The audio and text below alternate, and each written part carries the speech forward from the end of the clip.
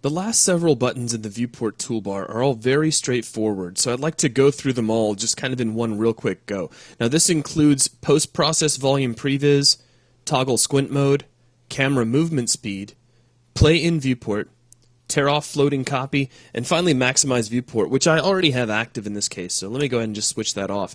Now I have opened up VCTF Sandstorm for this example, which you're welcome to open up on your end as well, though it's not really necessary. You can open up any level and get an idea of what these do. Now the first button is post-process volume previs. Now what this does is this allows you to activate and deactivate the effects of any post-process volumes that may be applied in your level.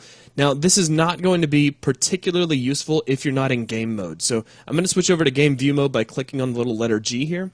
And now as I switch off post-process volume previs, you can see what kind of happens here. We get this kind of nice yellowish post-process effect that really kind of makes it look like we have a lot of dust hanging in the air, like you should almost be having a hard time breathing here. If we switch off post-process volume previs, that goes away.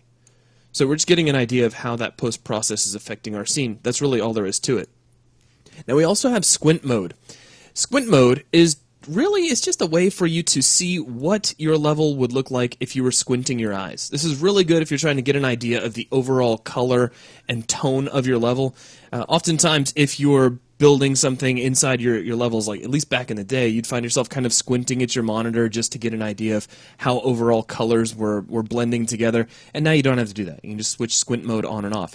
However, as with post-process volume previs, you will want to be in game mode to see the results. So if you're clicking the squint mode button and you're not getting any results, switch over to game view mode, and then there you go. Now next to this, we have the camera movement speed button. We have two ways we can use this. What this does really is it allows us to change how quickly our camera moves through our level. So let me switch over to game mode just because it kind of smooths things out.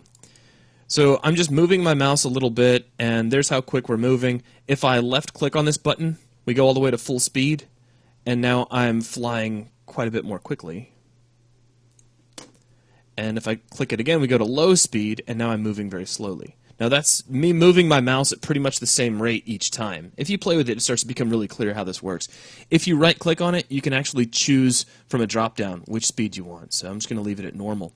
Now next to this, we have what is probably my favorite button in the entire viewport. I'm going to save it for last because it's too cool and I'll get distracted. Let's jump over one to tear off floating copy. The name pretty much says exactly what it does, but let's go ahead and click on it anyway. And we get a little floating viewport. So if you want a separate copy, you can drag this over to a separate monitor, or if you've got like a browser window up and you also want to be able to see a viewport, these tear-off windows can be very handy. When you're done, just close them and they go away.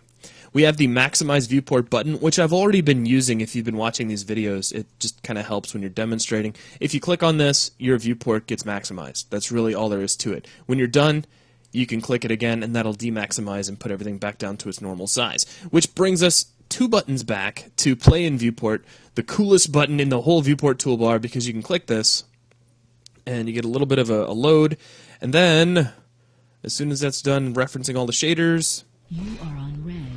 We can actually play the game right here inside the viewport, which as far as I'm concerned is just one of the coolest things ever. So if you really want an idea of how your level is playing, how your game is working out, then you can test it right here inside the viewport without having to do anything special.